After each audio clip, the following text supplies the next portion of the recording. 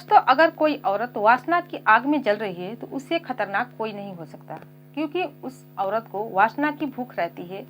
वो अपनी वासना को पूरा करना चाहती है, तो वो न ही अपने बारे में सोचती है, ना ही अपने परिवार के बारे में सोचती है और ना ही अपने समाज के बारे में सोचती है, क्योंकि उसे अपनी हसरतें पूरा करनी होती है, अपनी जरूरतों को पूरा करनी होती है। इसके लिए वो कुछ भी कर जाती है। आज की सच्ची घटना में कुछ ऐसा ही होता है। एक महिला जो कि अपने नंदोई के साथ ही गलत काम करने लगती है, उसके साथ संबंध बनाने लगती है और संबंध बनाने की इतनी ज्यादा लत लग जाती है कि वो यही न सोचती है कि जब इसके बारे में लोग जानेंगे तो आगे का अंजाम क्या होगा। और इतना ही नहीं, वो अपने नंदोई के साथ तो संबंध बनाती है। ये चस्का जब उसको एक बार लगता है तो अलग अलग मर्दों के साथ ये काम करने लगती है और एक दिन एक बहुत ही भयानक घटना घट जाती है। तो आइए जानते हैं इस घटना की पूरी जानकारी इस वीडियो को माध्यम से।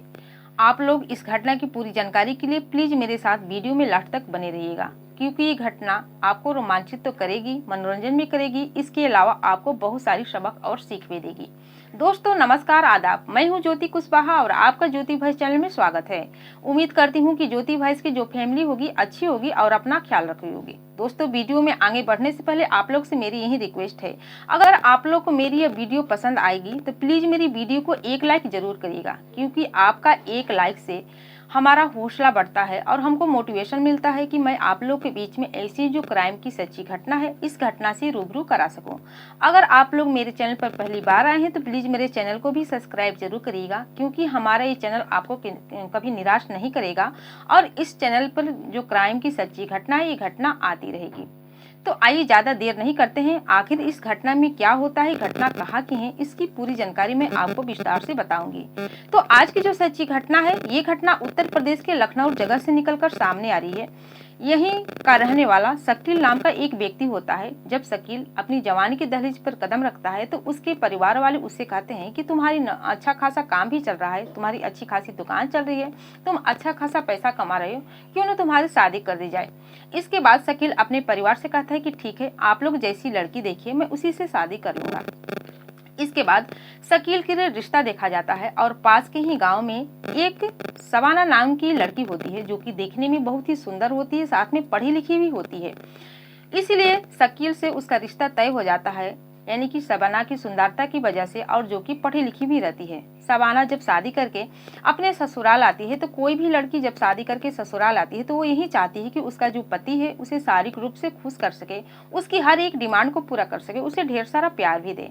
और शबाना के साथ भी ऐसा ही होता है। शकील की जब नई नई शादी होती है तो जोश में रहता है, अपनी पत्नी को यानी कि शबाना को पूरी तरह से खुश करता है, उसकी हर एक डिमांड को पूरी करता है और उससे बहुत प्यार करने लगता है। लेकिन धीरे धीरे जब समय गुजरने लगता है तो होता भी ऐसा ही है। जब नई नई शादी होती है तो पति अपनी पत्नी को बहुत ही खुश रखते हैं, उसकी हर एक फरमाइशों को पूरा करते हैं, उसकी हर एक जरूरतों को पूरा करते हैं और शारीरिक तौर पर भी खुश रखते हैं।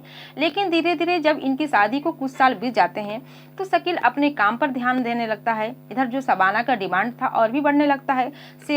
शकील के ऊपर जिम्मेदारी आ जाती है, उसे अपनी जरूरतें पूरी करनी होती है, अपने पत्नी की डिमांड को पूरा करना होता है, जिसकी वजह से अपनी पत्नी पर ध्यान नहीं देता है और ये नहीं सोचता है कि आखिर उसकी पत्नी चाहती क्या है, किस चीज की उसके मन में बात है कि उसे अपने पति से चाहिए। इधर जो शबाना होती है अपने पति से ही चाहती थी कि उसका पति पहले की तरह उसे प्यार करे, उसे शारीरिक तौर पर खुश कर सके। लेकिन शकील के ऊपर जिम्मेदारी आती है, जिसकी वजह से वो अपनी पत्नी पर ज्यादा ध्यान नहीं देता है, अक्सर बाहर काम पर ही लगा रहता है। ऐसे समय बीत रहा था, कुछ सालों का समय बीत जाता है। एक दिन जो शबाना है उसके घर में उसके नंदोई आते हैं, जो कि वहीं पर रहकर कुछ काम करना चाहता था। वहीं इसके बाद जो सैयद होता है देखने में काफी हट्टा कट्टा होता है, काफी सुंदर होता है, शकील से भी ज्यादा सुंदर होता है। जब शबाना सैयद को देखती है तो उसे मन ही मन प्रेम करने लगती है और सोचती है कि जो सुख उसे अपने पति से नहीं मिल रहा है वो अब सैयद के साथ ही करेगी। वो सोचती है कि सैयद के साथ क्यों ना नजदीकियां बढ़ा जाए। जिस तरह से वो सैयद के साथ नजदीकियां बढ़ाने लगती है, शकील तो अपने घर के काम से निकलता था तो सीधा रात को ही घर आता था। लेकिन इधर जो सैयद होता है जब काम करने जाता था तो लगभग 4-5 घंटे काम करता है, इसके बाद घर आ जाता था। इसी तरह से उस घर में शबाना और सैयद बिल्कुल अकेले रहते थे। जब सैयद घर आता था तो शबाना उसे काफी घुल मिल जाती थी, उसकी हर एक जरूरतों को पूरा करती थी। अब सैयद को भी लगने लगा था कि जो शबाना है, जो कि देखने में बेहद सुंदर है, क्योंकि देखने में इतनी सुंदर होती है कि कोई भी मर्द उसे देख कर जाता तो उस पर फिसल जाता। अब सैयद भी धीरे धीरे शबाना की ओर आकर्षित होने लगता है। उसे पता लग चुका था कि शबाना उसकी इतनी ज्यादा केयर क्यों कर रही है। वो यह भी जानता था कि उसका जो पति है यानी कि शकील उसे ज्यादा टाइम नहीं दे पाता है, उसे ज्यादा खुश नहीं कर पाता है, जिसकी वजह से वो गैर मर्दों की तरफ अट्रैक्टिव हो रही है, आकर्षित हो रही है। इस तरह से जब उसको पता चल जाता है तो सैयद भी शबाना को चाहने लगता है और दोनों के बीच नजदीकियां आ जाती है और दोनों एक दिन अपने प्यार का भी इजहार कर देते हैं। दोनों जब अपने प्यार का इजहार कर देते हैं तो एक दिन अपने ही घर में शबाना और सैयद के बीच शारीरिक संबंध बन जाता है।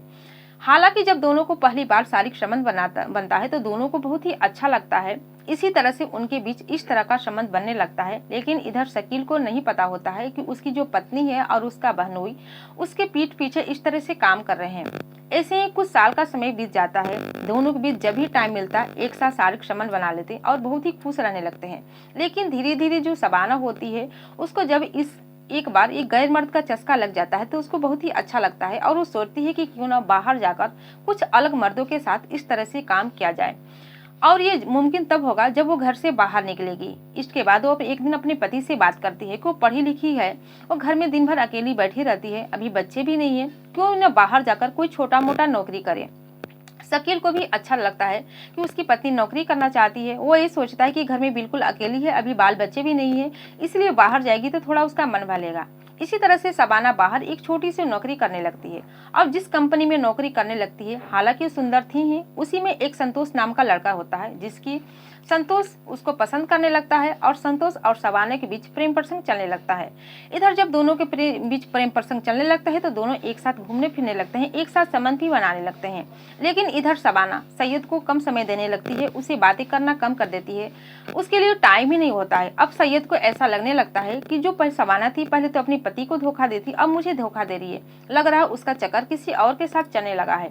इस पर एक दिन वो शबाना से बात करता है कि तुम मुझे इग्नोर क्यों कर रही हो, मेरे पास क्यों नहीं आ रहा है, पहले की तरह तुम मुझसे प्यार क्यों नहीं कर रही है। इस पर शबाना साफ साफ बता देती है कि जो हम लोगों के बीच हुआ वो मेरा बीता हुआ कल था, मैं अब आगे बढ़ना चाहती हूँ, अपनी नौकरी देखना चाहती हूँ, और तुम्हें एक बात और बता देती हूँ कि मुझे अब एक नया प्रेमी मिल गया है। इस पर जो सैयद होता है बहुत ही गुस्सा हो जाता है, उसे समझ में नहीं आता है कि उसकी प्रेमिका जो कि पहले इस कदर से प्यार करती थी उसके साथ ये सब काम करेगी। उसे अब समझ में आ चुका था कि जो शबाना है उसे बस इस्तेमाल की है, उसे अपनी हवस की आग को शांत की है। लेकिन जो सैयद होता है वो शबाना से बेहद प्रेम करने लगा था, उससे सच्चा प्यार करने लगा था, और वो ये भी सोच रखा था कि वो किसी न किसी दिन शबाना को इस घर से लेकर जाएगा और उसी के साथ अपनी अलग दुनिया बसाएगा। लेकिन शबाना अब सैयद को छोड़ चुकी थी और अपना एक अलग ही प्रेमी ढूंढ ली थी। अब शबाना के इस बर्ताव से सैयद को बहुत ही गुस्सा आता है, वो गुस्सा से लाल हो जाता है, लेकिन उस समय कुछ नहीं करता है और एक अलग प्लान बना लेता है और वो सोचता है कि जब शबाना उसकी नहीं हुई तो किसी और का नहीं होने देगा। इसी बीच होता कुछ ऐसा ही है कि एक दिन जो शबाना होती है अपने ऑफिस जा रही होती है, उसी समय सैयद शबाना के सामने खड़ा हो जाता है। इससे पहले शबाना उससे पूछती कि तुम क्या करने आए हो, सैयद अपने जेब से एक कैंची निकालता है और कैंची निकालने के बाद शबाना के पेट में कई बार वार कर देता है और इसके बाद वहां से भाग जाता है। लेकिन ये पूरा नजारा सीसीटीवी कैमरे में कैद हो जाता है और जब इसके बारे में पुलिस को पता चलती है तो पुलिस सीसीटीवी कैमरे को खंगालने के बाद साथ में इधर सैयद को गिरफ्तार करती है और उससे पूछताछ करती है। तो पता चलता है कि जो सैयद था उससे उसकी जो शबाना थी उससे प्रेम करती थी और उसके साथ संबंध भी बना चुकी थी। और इससे पहले शबाना की जो दोनों लव अफेयर था दोनों को पता चल जाता है। एक तो सैयद से प्रेम करती थी, इसके बाद दोबारा संतोष से प्रेम करने लगी थी। इसके बाद जब शबाना के पति शकील को इस बात की पता चलती है तो उसे अपने कानों पर भरोसा नहीं होता है कि उसके घर में इस तरह का काम हो रहा था। उसकी बहनोई और उसकी पत्नी इस तरह के काम गलत कर रही थी, इस तरह के गलत संबंध में पड़े थे, लेकिन उसके इस बात की भनक ही नहीं लगती है। इसके बाद पुलिस सैयद को गिरफ्तार करती है क्योंकि उसने जुर्म किया था और इसके बाद उसे जेल के सलाखों के पीछे डाल देती है।